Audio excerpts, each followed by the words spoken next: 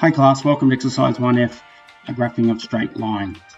In this exercise we'll have example 15, which is deciding if a point is on a line, and your pre-learning for this will be in the new book, questions 1 and 2, or in the old book, question 4. We'll also have example 16, sketching linear graphs using the gradient-intercept method. For those of you using the new book, this is questions 3 and 4, and those using the old book, questions 5 and 6. And example 17 is all about finding x and y intercepts of linear graphs. And the pre-learning in the new book is question 5 and the old book is question 7. And finally, we'll do example 18, sketching lines with one intercept. And the pre-learning for this is in the new book, question 6, and the old book, question 8. Once I've given you a brief introduction to this topic, I will do little sections based on each of the examples. I totally recommend that you pause the video at the end of each little section and do your example questions. It's great to understand the concepts of maths, but it's really important to get on with doing. Okay, let's move on. Graphs of straight lines come from linear equations. Examples of linear equations are y equals mx plus c or ax plus by equals c. You should note that x and y are the variables, and the other pronumerals are constants. You should also note that x and y are only ever raised to the power of 1. By that I mean there's no square root of x or y, there's not x to the power of 2, etc, etc. You might also notice the word line in linear. Before we begin graphing, it's very useful to make some tables because they allow us to see that a graph is just a series of points and each point has its own x and y value. Tables make the gradient obvious. We denote the gradient m, and it's really just the change in y divided by the change in x. This becomes super obvious when we're changing x just by 1. Okay, to see this in a table, let's start with an example. Y equals 2x plus 3. So let's draw the table and pick some x values. Minus 2, minus 1, 0, 1, and 2. And let's neaten this off into a table. And now let's consider some values of y after we separate these values of x. Each value of y is going to be 2 times the x value plus 3. Notice how I've highlighted the colour of 2. Let's do these equations off to the side. So 2 times minus 2 plus 3 is equal to minus 1. When x is minus 2, then y has to be minus 1. And to quickly do this for the other x values in the table, we have x is minus 1, that's equal to 1. We have x is 0, and that's equal to 3. We have x is 1, and that's equal to 5. And we have x is equal to 2, that's equal to 7. And to transfer these values over the table, we have 1, 3, 5, 7. Now I did mention that the gradient would be obvious, so you can see that as x grows from minus 2 to 1, it grows by 1, and y grows by 2. Similarly, as x grows from minus 1 to 0, it increases by 1, and the y value increases by 2. And this is true for all the steps in this table. Therefore, the gradient is clearly 2, because y changes by 2 every time x changes by 1. The other thing to notice is that minus 2 and minus 1 is a point on the line. In fact, all of the pairs in this table are possible values of x, y that satisfy the equation y is equal to 2x plus 3. Now let's look at this same equation as a graph. First we need to draw our axes, where the horizontal axis represents all our x values, and the vertical axis represents all our y values. So these could be positive values of x or positive values of y. Looks like I might need some more values of y. If we look at the last pair here, 2 and 7, that means x is 2 and y is 7, which makes this point here. The next point to the left has x as 1 and y as 5. And if I mark in some negative values of x, we can then put in the first value to the left, where x is minus 1 and y is 1, which is this point here. And at this stage we have enough points to draw a straight line. So I'll get the ruler and then I'll draw a straight line between these points. This line represents y equals 2x plus 3. Also, the gradient becomes obvious again, as the gradient is how much y changes compared to the change in x. It can also be known as rise over run, i.e. rise over run. In this case, the rise is 2 and the run is 1. If we looked at the point -1, 1 and 1 and 5, the rise and the run gives us rise over run is 4 over 2, which is also equal to 2. The gradient is always the same for a linear graph. Other things to notice on a linear graph are the intercepts, which are where the line crosses the axes. The y-intercept, which is where the line crosses the y-axis here, is where x equals 0. And the x-intercept is where the line crosses the x-axis, which I'll mark in yellow, is where y equals 0. Sometimes it's helpful to mark them, as I've done with these coloured dots, but it's also helpful to know how it relates to the other variable being 0 if you need to figure these out algebraically.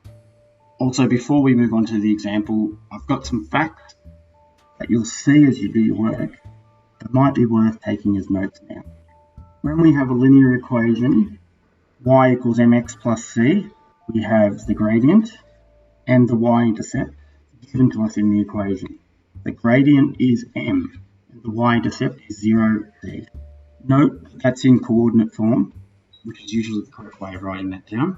But to find the x-intercept, we'll need to do some algebra. So if y is equal to mx plus c, if we recall the x-intercept is where y equals 0, then we have 0 equals mx plus c, which we can rearrange to being mx is equal to minus c, so x is equal to minus c divided by m. So therefore, the x-intercept is minus cm, 0, in coordinate form. I think I should highlight this. Okay, and also when we have a linear equation ax plus by equals c, you'll need to do some algebra for the gradient and both intercepts. So the x-intercept is, remembering y equals 0, ax equals c, so x is equal to c on a. So in coordinate form, c on a and 0. Y-intercept is, remembering x equals 0, by is equal to c, or y is equal to c on b, and in coordinate form, c on b, 0. To find the gradient, we start with ax plus by equals c, and try and convert it into an equation similar to the y equals mx plus c, right? So let's put that x on the other side, and that gives us by is equal to minus ax plus c, so y is equal to minus a on bx plus c on b. It's because we've divided the b across. This means that the gradient is equal to minus a on b. This all seems a little confusing for you. Don't worry. It's algebra. It'll make much more sense when you see the actual examples. The other point to jot down or keep in your memory is that 2 points tell us all we need to know about a line. Think about it logically. There's only one possible line that reaches from one point to another. The graph is an infinite extension of that. If you don't believe me, draw 2 points and see how many straight lines you can draw that touch them both. We'll cover this much more in the next exercise. Alright, so I'm going to get on with the examples now, but if you stick around to the end, you're going to learn some special lines. For those of you who got the new textbook, I recommend you pause the video now and have a go at the building understanding questions.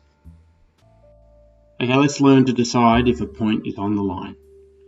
So a point is on the line if it's a solution to the linear equation. We could check the graph, i.e. drawing the graph and putting the point in there, is it on the line? Or we could check the equation just by subbing in the x and y values and seeing if it works. So using an equation, what I mean is, if the point AB is on the line y equal to mx plus c, then b has to equal m times a plus c. And the reason why I've used these colours is so you can see where the x value is and where the y value is. Okay, let's get on with example 15. In this example, we're going to check some actual numbers, which might make some people happier. But also when we do these questions, I'm going to draw some graphs to illustrate to you what it means for a point to be on the line.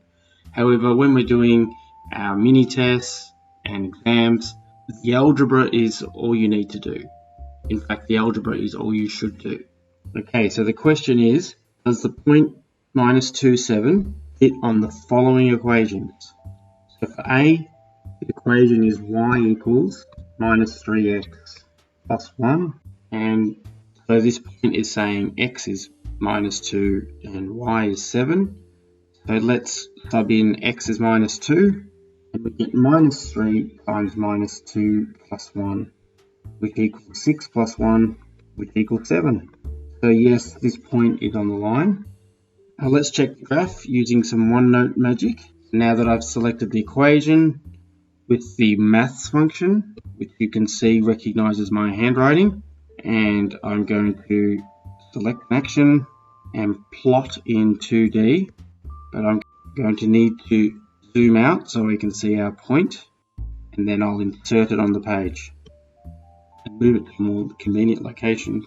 So you should be able to see that the point x is minus 2 and y is 7 is on the graph here. The algebra works and the graph shows why that is true.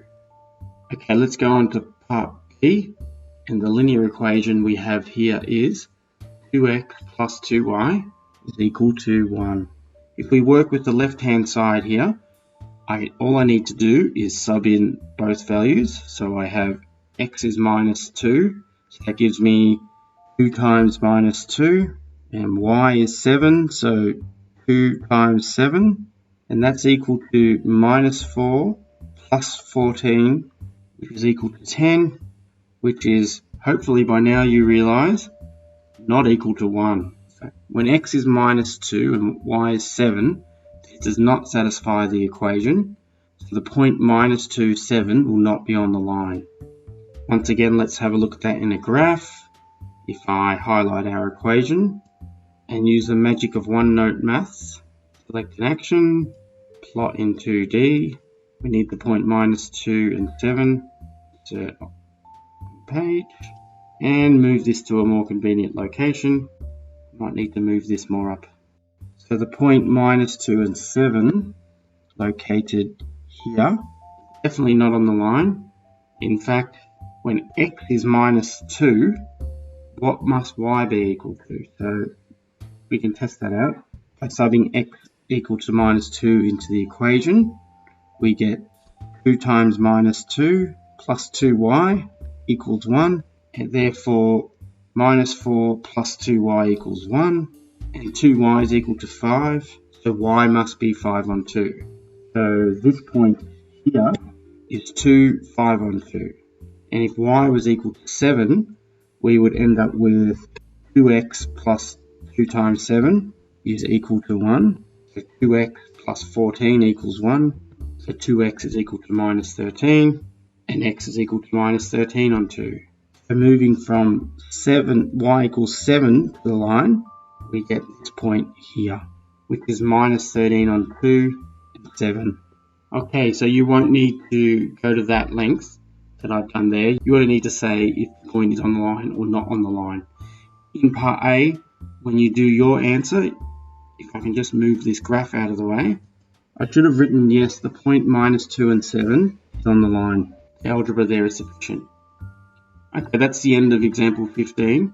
I recommend that you pause the video now and work on questions 1 and 2 from the new book, or question 4 if you have the old book. And I'll see you in the next section. In this section, we're going to learn how to sketch a linear graph using the gradient and intercept method.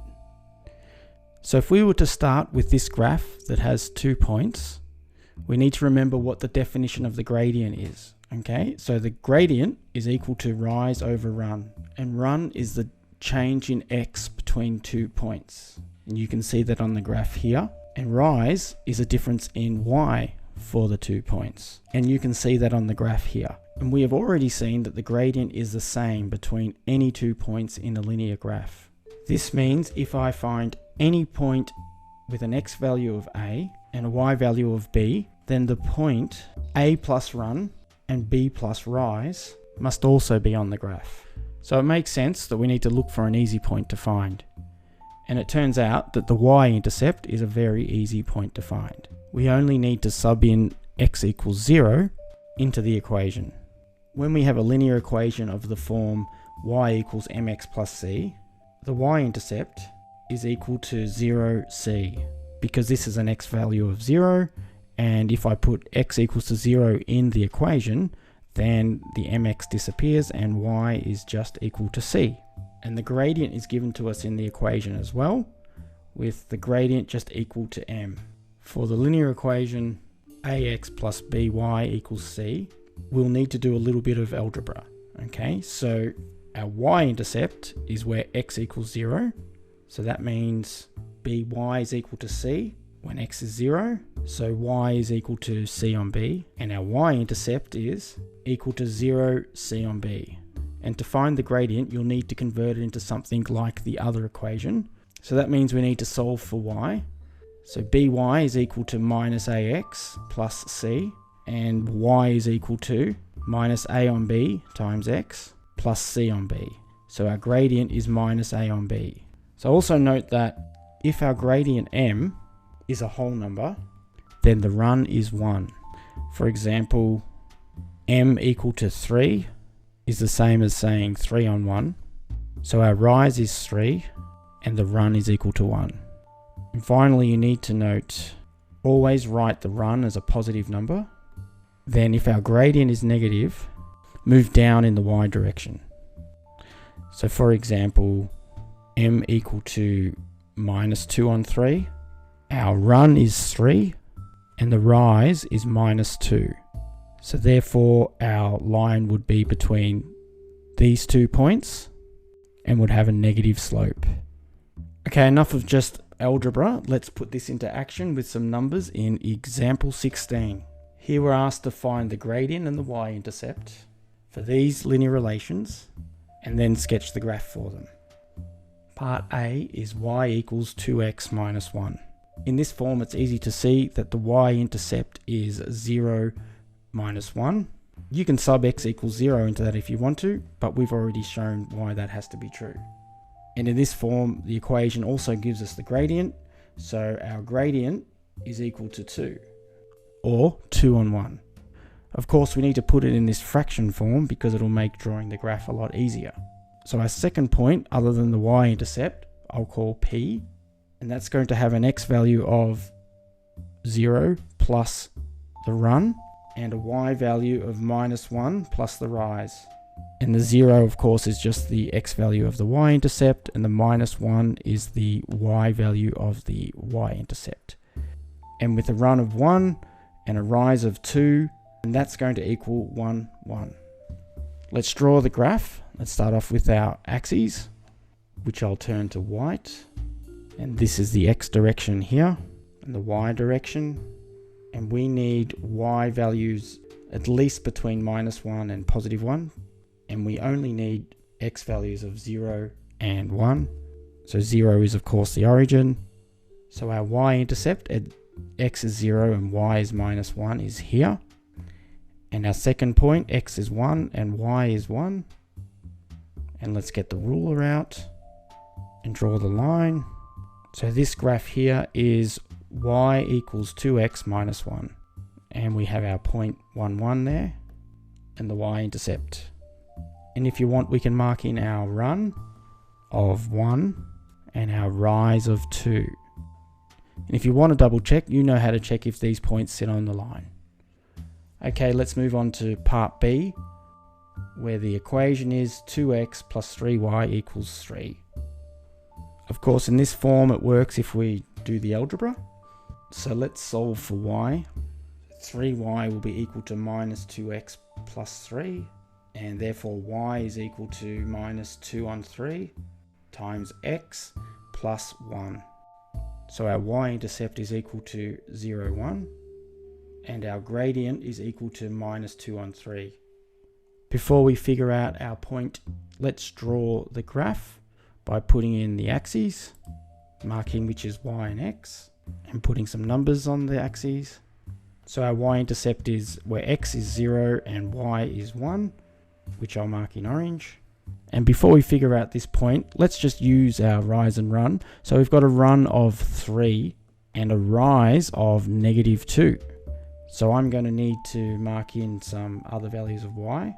So now let's put in our rise of -2. Notice how it moves down. So let's do the algebra for the point as well. So P will equal the x value of the y-intercept plus the run, and the y value of the y-intercept plus the rise, which in this case is negative. So that equals 3 minus 1, which conveniently is where our rise and run has gone to. And now let's get the ruler out and draw the line. So this line here is the equation 2x plus 3y equals 3.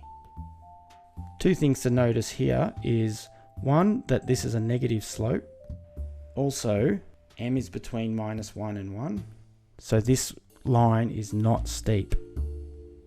At this point, I recommend you pause the video and work on questions 3 and 4 from the new book, or 5 and 6 from the old book. Please remember, in a test situation, if you're asked to use this method, use this method. Even though we're going to go on and learn other methods to draw the graph, please use the method that you're asked to in a test. Thank you. See you in the next section. In this section, we're going to learn how to sketch the linear graphs simply using the x and y intercepts. Sketching graphs with this method only relies upon two facts. One, we only need 2 points to draw a linear graph, in other words, a line. And two, an x-intercept is where y equals 0, and the y-intercept is where x equals 0. So to summarize this method, we will only need to find where a linear relation intercepts with both axes, and then draw a line between these points. So let's move straight into example 17, where we'll be sketching the following relations by finding the x and y intercepts. In A, the relation is y equals 2x minus 8. So the x-intercept is where y equals 0. So subbing 0 in for y, we now have 0 equals 2x minus 8, or 2x is equal to 8, and x is equal to 4. Remembering that intercept is a coordinate, the x-intercept is 4, 0, and the y-intercept is where x equals 0. And looking at the equation, that means y is equal to minus 8. So the y-intercept is 0 minus 8. So let's draw the graph by putting in the axes. So we need at least minus 8 in the y-axis, and we need 4 in the x-axis. So the x-intercept is at the point where x is 4 and y is 0, which I'll mark here. And the y-intercept is where x is 0 and y is minus 8, which I'll mark here. Then I can get the ruler, rotate it around, and draw the line. So this line here is clearly y equals 2x minus 8. And we found that simply by using the x-intercept of 4, 0, and the y-intercept of 0 minus 8. And I can mark the values in on the axis to make that more obvious. Okay, let's move on to B now. The linear relation here is minus 3x minus 2y equals 6. So in the previous method, we had to do algebra for a relation like this, but the beauty of using the x and the y intercepts is we don't need to. All we need to do is find the intercepts by subbing in the values of 0. So the x-intercept is where y equals 0, so that means minus 3x equals 6, and so x is equal to minus 2. And the y-intercept is where x equals 0, so that's minus 2y equals 6, or y is equal to minus 3. So the x-intercept as a coordinate has the x value of minus 2 and the y value of 0, and the y-intercept as a coordinate has the x value of 0 and the y value of minus 3. So I'll draw the axes and mark in the numbers, mark in the x-intercept point and the y-intercept point, and then draw a line between them. And this line here is obviously the linear relation minus 3x minus 2y equals 6. The beauty of this method is how easy it is to graph any type of linear relation. Okay, I suggest you pause the video now and work on questions 5 in the new book or question 7 in the old book. Alright, I'll see you in the next section. Okay, now final section for this exercise, you're going to learn how to sketch graphs that only have one intercept. So these are special graphs, and it's worth noting that later on in this year, you'll learn about functions. And once we do that, one of these graphs will become a lot more interesting. But without wasting any more time, let's get straight into example 18. And question A is asking you to sketch the graph y equals 2. So before we draw this, let's do a table again to really think about it. So I'm going to start with x values, -2, -1, 0, 1, and 2. And this is a table of y equals 2 in relationship to x. So let's draw the table. When x is -2, y is equal to 2. When x is -1, y is also equal to 2. And when it's 0, it's 2. And when it's 1, it's 2. And when it's 2, it's 2. So the point there is it doesn't matter what our x value is, y is always going to be 2. But don't forget that each one of these points, like -2 and 2, are coordinates. And so is any other point, such as 1 and 2. So let's draw our axes and mark in the numbers relevant to our table. And for the y values, there's only going to be one value that matters, and that's 2. So when x is 0, y is 2. And when x is 2, y is also 2. And when x is -2, y is also 2. So to draw the line between these points, we just end up with a flat line. So please take note, if you ever see y is equal to some constant c, then you have a flat line with y-intercept equal to c. Okay, let's try part B now, where they're asking us to draw x equals -3. Okay, so we can't really draw a table for this one with x as an independent variable, because by its definition, x can only be -3, but we could have any value of y. So let's draw some axes and see what this relation looks like. Okay, so I'm just going to put some numbers on these axes and mark in -3 on the x-axis. The point of x -3 and y equals 0 is a valid point because x is equal to -3. If I was to mark in some numbers on the y-axis, then the point -3, 1 is also valid because x is equal to -3 there. And the point -3, -3 is also valid because x is still -3. So if we have a relation where x is equal to some k as a constant, then we have a vertical line with x-intercept k. So let's draw that line.